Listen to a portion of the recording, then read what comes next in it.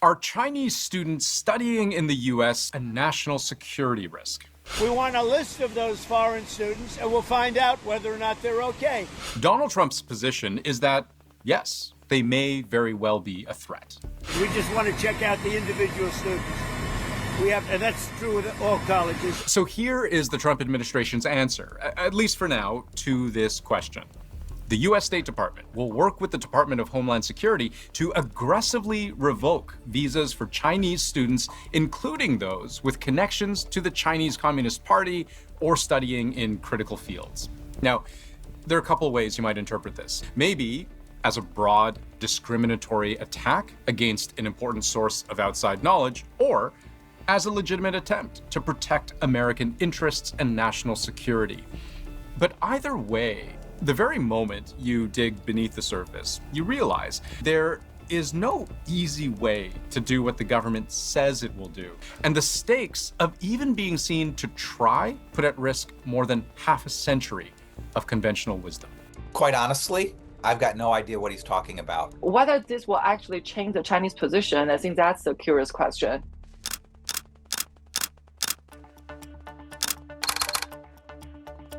China's been ripping us off for many years. It's hard to know what Trump hates the most about China. Is it the trade imbalance? They've really taken advantage of our country for a long period of time. Is it their stranglehold on critical raw materials, currently in short supply in the U.S.? As you know, we're looking for rare earth all the time. Is it that they threaten the dominance of American tech? Huawei is something that's very dangerous from a security standpoint, from a military standpoint. American EVs? BYD, the Chinese giant taking on Tesla. Even American AI. A brand new AI chatbot out of China sent ripples through American markets. But whatever the answer, a deep distrust of Chinese students has also been a long-standing concern for the U.S. government under Trump, but also well beyond Trump. It shouldn't be surprising that this is a national security concern, right? We have seen plenty of Chinese students studying here in the US, then bring the technologies back to China for their own company or joining other Chinese companies. And this is something the Trump administration has repeatedly flagged because, just to make the argument, what stops a Chinese molecular biologist in the US studying cures for a disease from using that knowledge to create diseases? Or what stops a Chinese computer scientist from applying their work in machine learning to develop a smarter way for China to launch ballistic missiles? The Trump government also points to stories like this of Chinese students compromised and in some cases criminally charged in the US for spying. During Trump's first term, he signed an order citing as a major threat the PRC's acquisition of sensitive United States technologies and intellectual property to modernize its military. And so that proclamation barred Chinese students with ties to their country's military from obtaining US visas. That order held up even through Joe Biden's term in office. And I've seen reporting out there suggesting somewhere around 1,000 Chinese students and researchers at the time had their visas revoked under this specific policy. But to understand Trump's war on Chinese students, let's look even more recently than that. In March, Republicans introduced a bill in the House called the Stop Chinese Communist Prying by Vindicating Intellectual Safeguards in Academia Act. Not the catchiest name, but it's clear and it goes further than I've ever seen any similar bill go, by casting a really broad net. An alien who is a national of the People's Republic of China may not be issued a visa for the purpose of conducting research or pursuing a course of study. Translation: no Chinese students in the US, effectively, no matter who they are or what they're studying at whatever level. Then, just about a week ago, came the State Department's threat to aggressively revoke visas for Chinese students, a quote-unquote new policy, but which the Trump administration, when pressed by reporters, downplayed as not being new at all. Every sovereign country has a right to know who's trying to come in, why they want to come in, who they are, what they've been doing. That's nothing new, and we will continue to use every tool we can. Except she's not quite correct.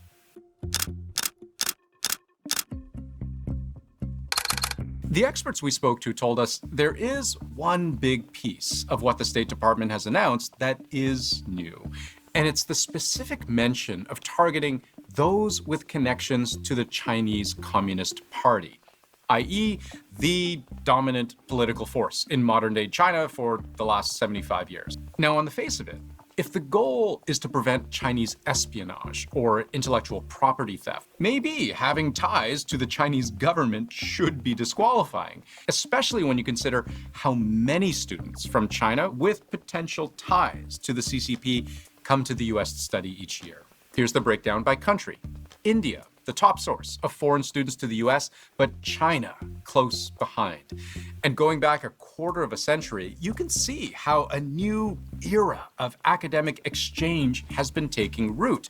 The number of Chinese nationals studying in the US exploding until the pandemic, which maybe isn't surprising. But those numbers have continued to drop year after year, long after the world emerged from lockdown. Because it's such a hostile environment, why would Chinese students pay the full tuition and be subject to such hostile treatment in the United States? This represents a gradual undoing of more than 50 years of diplomacy, where academic exchange was seen as a way of building bridges, establishing ties, pushing back against propaganda and rhetoric. And from the US point of view, tapping into a population with money to spend, a culture of prioritizing academic achievement that has for decades been an important source of knowledge, skill, and expertise. Typically, exchange programs have really been trying to work those diplomatic soft power relationships that can keep the door open to broader political agreements in the future. But back to reality, 2025 edition, and the question: if the US now sees China, and particularly Chinese students, as a threat, is this new policy of vetting for ties to the Chinese Communist Party a logical way of going about doing that? The CCP is a civilian party with over 98 million members. That makes it the largest organization in the history of the human race, other than maybe the Catholic Church. Yeah, the latest count I saw was that there are an estimated 99 million members of the CCP. And the reason there are so many is maybe pragmatic and not always or even usually political. Membership in the CCP is a really poor measure of someone's intentions. Some people join at a young age at the encouragement of family. It's really hard to leave the CCP. And you also have others who join as a formality in order to be able to work at state-owned enterprises, which account for about 25% of China's economy and include some of its biggest banks. It has a light footprint almost everywhere. Almost every high school and every university in China has a Communist Party secretary as part of school leadership. And just to underscore the point, admittedly with some old data that goes back to 2009, but it is really hard to find a more modern version of this, and I think it's the principle that matters most. This research paper from the National University of Singapore found that civil servants broadly are not necessarily members of the Chinese Communist Party, but 95% of civil servants in leading positions are party members. From what we know, party affiliation in China is often due to career advancement. It's just something that you need if you want to improve your job prospects, your social standing. Again, going to this idea that CCP membership may not be the best way to figure out if someone is going to act against US interests. So, back to that question. If national security is really what the US State Department's new posture on Chinese students is all about, then is this really an effective way of going about it? In America, we might think of this as something akin to the Cub Scouts or the Boys and Girl Scouts. In China, there's the Young Pioneers. And then in students' high school ages, there is the Communist Youth League. So you may very well have a 12-year-old who was encouraged by their teachers and their parents to join the Young Pioneers. So is that student who signed up for the Young Pioneers as a 12-year-old, is that something that's going to result in a 30-year-old PhD student who's a leader in AI getting deported from the United States?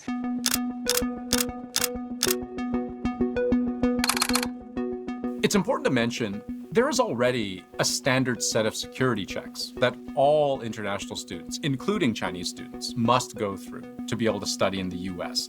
The Department of Homeland Security regularly runs the names of prospective students against an FBI database, checking for known criminal or terrorist activity. They're often interviewed at U.S. embassies by consular officials before being approved.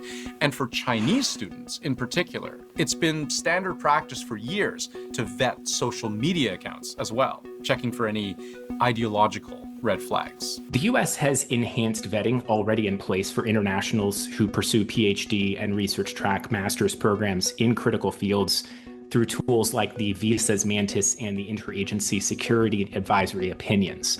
These tools already exist. Chinese students, and on top of that, go through additional vetting already. But now it sounds like the Trump administration wants to add this extra layer of vetting, potentially reviewing the student visas of somewhere around 300,000 existing Chinese students in the US right now, not to mention the thousands of new arrivals each year. And against the criterion of not just membership within the Chinese Communist Party, but even mere connections to it. By saying connections, that does leave it vague, which also gives them room theoretically to be as expansive and inspecific as they want to be when they choose how they actually want to enforce this policy in the future. China is not going to give America a list of the members of the Communist Party. So we're going to be grasping for some kind of proxies or measurements of what it means to have a connection to the CCP. But as is often the case, how the plan works may matter less than the fact that just assuming a hostile position against China changes the state of play.